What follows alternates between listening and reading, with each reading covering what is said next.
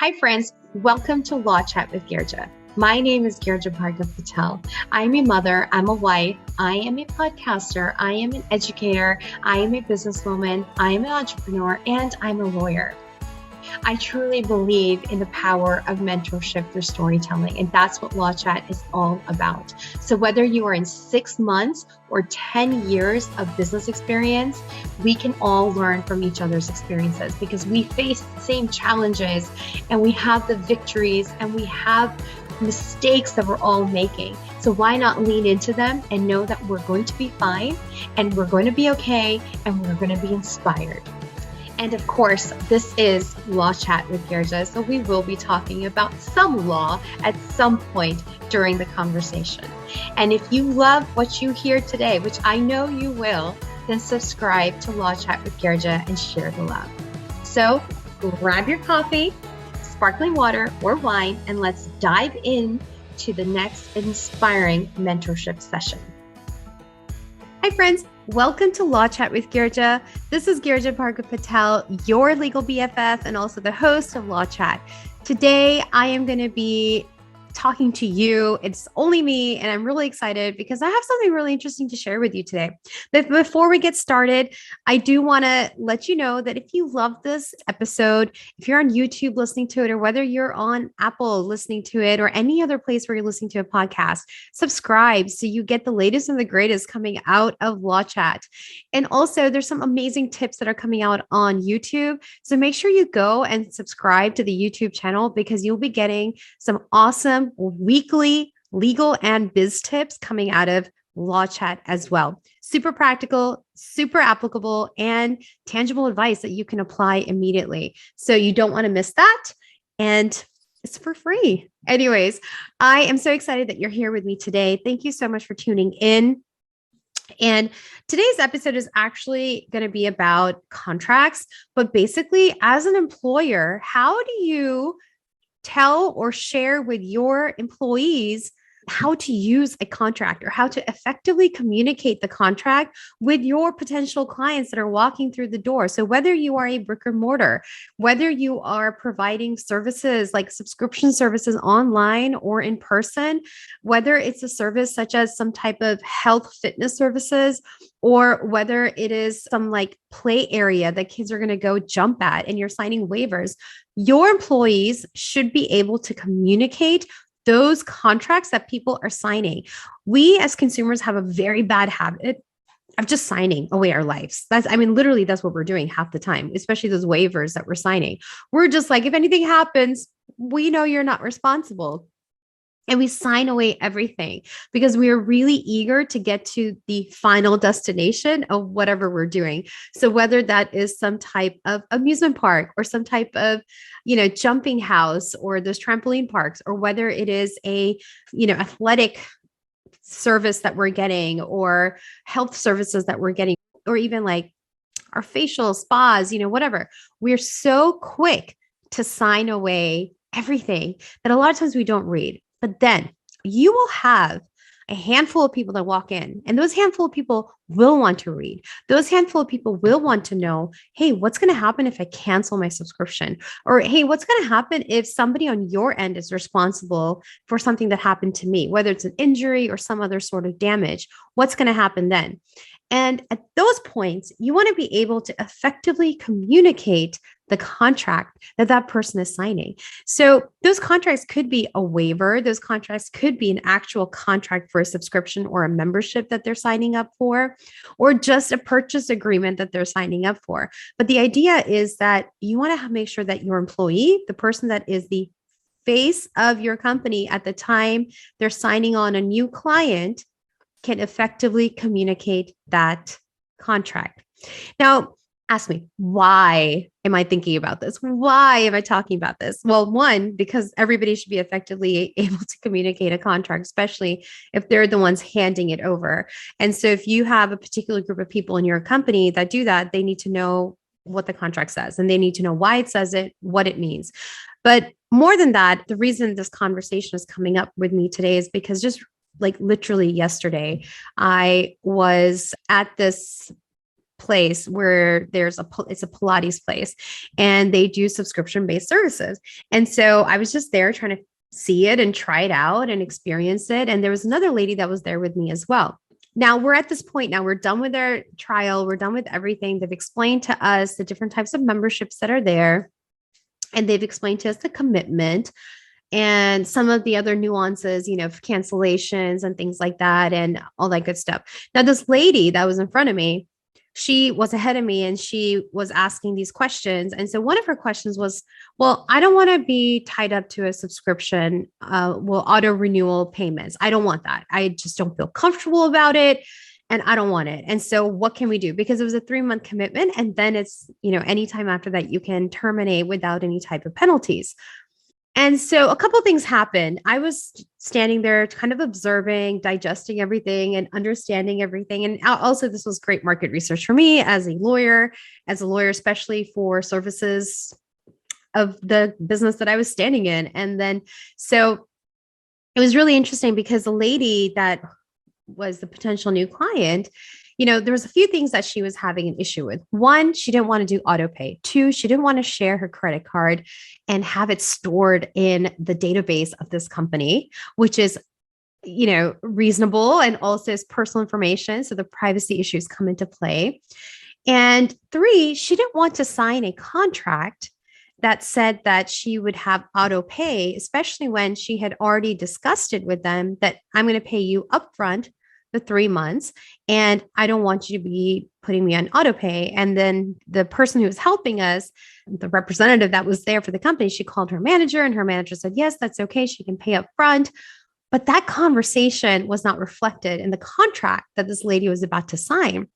And so it made me I was just watching everything, and it made me I was really intrigued. And also I was very surprised because there are so many consumers out there that are actually very aware of the ramifications of not having things written in a contract, especially when the conversations leading up to that contract are not reflected in writing. And it really made me happy. And I was internally saying, bravo, bravo to this lady, because I was like, you know what? You are an intelligent consumer. You are somebody also who is not going to rush into whatever you want to do. Now, someone might look at her, especially from the business, and think that, gosh, she's being so troublesome, or why is she causing issues, or why is this becoming a conflict? And it's not actually. What she's asking for was very reasonable. And what she's asking for is something that all of us as consumers should be asking for too, is that why? And then why is it that the contract is not reflective of the conversation that I just had?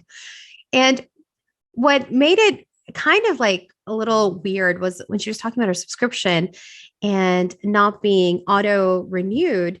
The representative initially, before she called the manager, said, oh yeah, it's not going to be auto renewed after 3 months. We always ask you before we auto renew it. Now, if you've heard any of my Law Chat 101s, or if you've heard anything about my new subscription laws and rules that are coming out, that notice is required by law. Okay. It's not something that businesses are just doing out of sheer love for you, but it is required by law. But it's also a good business practice to give notice to your clients or your customers that, hey, this is about to auto renew. If you want to cancel, then here you can cancel right here. This is the easy way to cancel, but then also to be upfront about any type of fees or other type of penalties that you might be having. But what happened is that when the representative from the company was like, oh yeah, we always ask for your permission, I actually interjected at that time. I said, well, but you're still auto renewing it. She doesn't have to manually put in her credit card because you're auto renewing it, even though you give us notice that you're about to do it. And then she's like, yeah. So that at that point was a turning point for this other woman who was the, potential new client, because she didn't want that. And apparently the representative from the company just wasn't hearing that. And also they're so trained to say a certain type of marketing spiel of theirs and to, walk a certain protocol that it's hard for them to basically show flexibility. And so this is where I come to, and this is the whole point of my entire experience that I had. I had a lot of takeaways yesterday, but one of the main takeaways was we need to train our employees to communicate effectively the contract that your company is trying to have another person sign. If you are not there, the head of the company, the authorized signatory of your company, who can effectively communicate that contract with the other person sitting across the table who is a potential new client or is an existing client, and you're just kind of, continuing a relationship with them, then the person who is sitting there needs to be able to do that. And how do you do that? So in our today's world, we have a lot of companies that have young representatives standing in the front line of their business. And they're the ones that are handing the contracts out for the potential new clients to sign. And those are basically one-sided contracts in the sense of where only one person has to sign it. And it is kind of like that kind of an agreement. It's an understood agreement that the company is going to be providing those services and the company is getting into this contractual agreement as well. Now, the problem, though, is that this woman yesterday from the company, this representative, she couldn't effectively communicate the contract. Not only that, she couldn't say why. She didn't say what the reasoning was or share the reasoning to explain and maybe have the potential new client understand it a little bit better.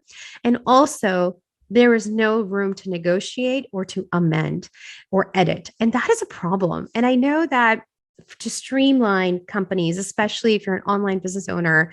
And I do in my own business also, I have very standardized contracts. Like, this is my standard contract. This is how we're going to be moving forward. However, in the practical sense of business, you are going to have many clients, not just one. You're going to have clients that walk in that want to negotiate. They want to negotiate the prices. They want to negotiate the services that they're getting. They want to negotiate the terms. And you need to have space for that. Some might think, well, they're not my ideal client, then if they're not going to agree to everything that I'm saying.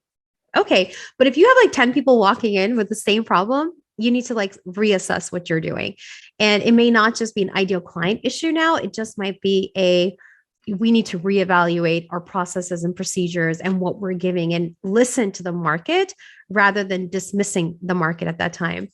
And so here's some ways to have those people at the front line be able to communicate those conversations and help this potential new client that you have navigate through that contract that they are hesitant to sign, because ultimately it is a contractually binding agreement and they are binding themselves to a certain type of payment, to a certain type of commitment also. And the last thing people want is basically having their contracts be terminated because of COVID, but then get zero refund. And apparently that happened to this lady too. So she was really burnt in the past. And so she was trying to essentially avoid all of these issues in the future. And I do not blame her for 1 second. In fact, later when she had left, the representative of this company was like, "Oh, I'm so sorry." I'm like, "There's nothing to be sorry about. This woman had the full right to know what she's signing, and she should have been told what she's signing, and she should have been, she should understand what she's signing. And it shouldn't just be a blind, I'm just going to sign my life away type of a situation." I hate to interrupt this awesome conversation, but I have to stop and talk with you about the number one thing I'm asked about by entrepreneurs: contracts. They're vital to any business relationship and to protect your business. But I also know that entrepreneurs, especially when you're starting up, money is tight. But I would never want you to compromise on a strong legal foundation. So enter yourcontractbuddy.com, a website created by me with contract templates created and drafted by me and fellow industry partners. They're ready to use and easy to plug in immediately. And they are not restricted to any specific state. So yourcontractbuddy.com is sponsoring this episode, and you and your listener can get 10% off right now with code LAWCHAT. Yes, you heard me right. 10% off right now with code LAWCHAT. And now back to our awesome conversation. So here are some practical ways to actually have your employees, learn and effectively communicate this contract. Number one is essentially training. We need to train them. It doesn't matter if they are on the bottom of your totem pole, they need to be trained properly. They need to be trained with customer service. They need to be trained that if a client is asking a question, it's not wrong, it's not disruptive, it's not inconvenient. Because at the end of the day, you are a service provider and you want to make your clients, you want to make your customers comfortable with your services, with the process of your services and the way you're handling them. The experience starts not afterwards, but the experience starts at the beginning when you first say hello and they open the door and walk through that door. That's when the experience is starting. So whether that experience is starting on the website or they're walking through that door, the experience has already started. So your employees should have good training on customer service, good training on the company values and the scope of the company, the core of the company, why the company is doing certain things, and what you put before other values or other situations, what comes as a priority. And then in addition to that, you want to have, shadowing where they're shadowing somebody who's already in that role, if you can provide that, or simulations, where you're doing mock, hey, what if this was to happen? Or, hey, if this client was to come and say this, how would you handle it? And then have those kind of mock situations where they can practice, and they practice with you or somebody else who has the ability to train them in a way that is up to par with the company that you started, with the company that you are holding near and dear to your heart. The last thing you want is to have a team that can't uphold the company values, but they won't be able to uphold it if you don't effectively share with them and train them the company values and how to integrate them into the entire experience itself. So that's super important, is training. Now, number 2 is, if you are hiring somebody who's going to be handling contracts or handling issues that could really lead to legal issues, then you need to train them on that as well. The first training would be actually showing them the contracts that they would be handling, walking them through those contracts and telling them why you're using this contract, the purpose of the contract, and maybe even some background information on how and why these contracts are in place, but then also go through the clauses of the contract and what each clause means. Because a lot of times what happens is when you go to these places, they kind of highlight the big clauses, the termination clause, the fee clause, the number of times or hours that they get to go to certain things, or the services that they're getting. But all the nitty gritty in betweens are never discussed. And those are kind of just glazed over. And it's really important that you're able to not glaze over them, because you will have people who ask about it. You will have people who are wondering about it and who are going to say, I don't agree to that, but they still want your services. They still want everything, but they just may not agree to one thing. So at that point, what is the protocol? What is the plan of action when someone is not agreeing, but wants the services, but they just have a certain thing that they're not agreeing with? So now with the story that I was sharing earlier, the lady basically was like, hey, listen, you just talked to your manager. Your manager said I can pay upfront for 3 months. And now you're telling me that you're going to take the credit card that I'm paying upfront with, stored in your database, and then still be able to use it for auto renewals. And then, the poor girl who was working at this company was trying her best, but she really couldn't explain why. She couldn't explain that, yes, you're right. Actually, and then, she agreed with her that, yeah, you're right, but, we still have to keep it. Well, why? So if there was a way for the manager or for somebody else to be on speed dial to have a conversation with the lady, and then to basically edit that part of the contract that she was signing to reflect the conversation that they just had about the prepayment of 3 months, then it would have been fine. And it would have been a quick fix. And it would have been something where the lady was happy. She got good customer service. She and the company was on the same page. Nobody was paying less or extra. It wasn't negotiating the amount. It was just negotiating I don't want to give you my credit card. And so that could have been a quick fix where they could have deleted that section of auto renewal. They could have deleted anything of that nature and then still had a contract that was aligned with the company's practices, but at the same time, okay. And you're having a client who's happy. And again, the agreement of the terms that they had prior to the signing of the contract, but they couldn't do that. So if you have an employee who cannot make those decisions, then either the people who can make the decisions need to be on speed dial or need to be in a close enough parameter that they can come and fix the situation, or have it where you can say, you know what, I understand. We're going to have my manager call you and we'll figure this out so you are happy and you can take these services that we have. But none of that happened yesterday, except for the fact that the lady that, the representative called somebody, but that was it initially. And then after that, they just couldn't do anything. And so it was a pretty unfortunate end result, which could have been handled differently. And so it just really made me think that why do we have employees that are in the front, the face of the company when people are trying to sign up for something or trying to get those services, especially with the contracts, but yet they cannot effectively communicate the contract. And so, if I had asked extra questions when I was signing up, she wouldn't have been able to answer them at all. And so those are some things that as employers or, owners of a company, we need to be thinking about, because sometimes what we do is we just hire and we're like, okay, wonderful. You're going to be the receptionist. You're going to be the person greeting somebody when they walk in and signing them up and, being the sales.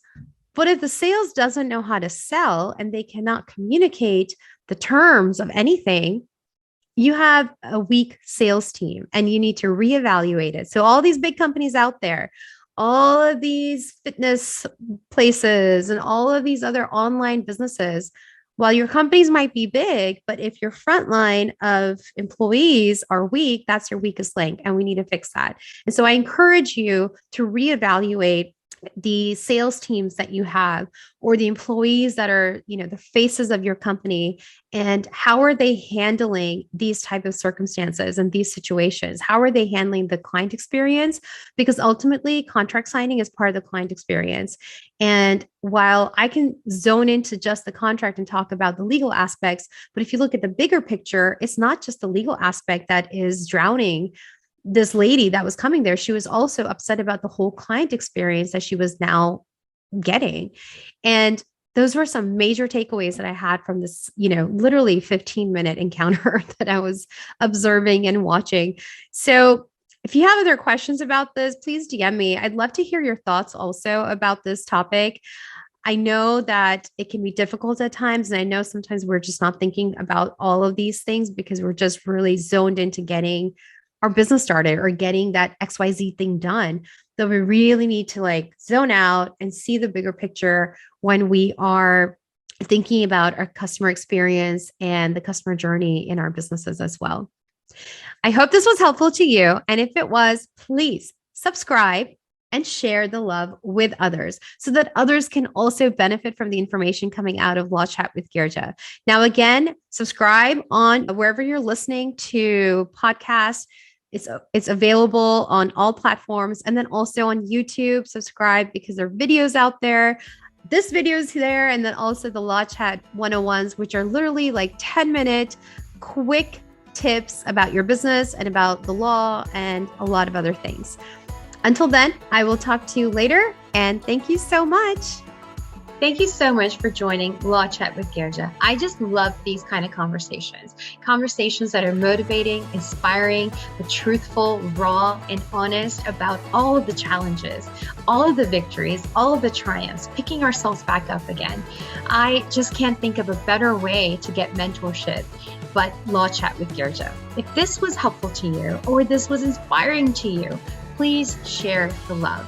You can give this video a thumbs up. You can subscribe to this channel. You can also share this with your community by taking a screenshot and posting it on your social media and tagging GBP Law.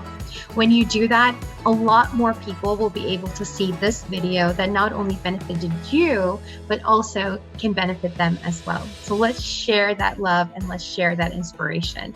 And if you want more information about what I do and other resources, go check out gbplaw.com or yourcontractbuddy.com. And I look forward to seeing you next time.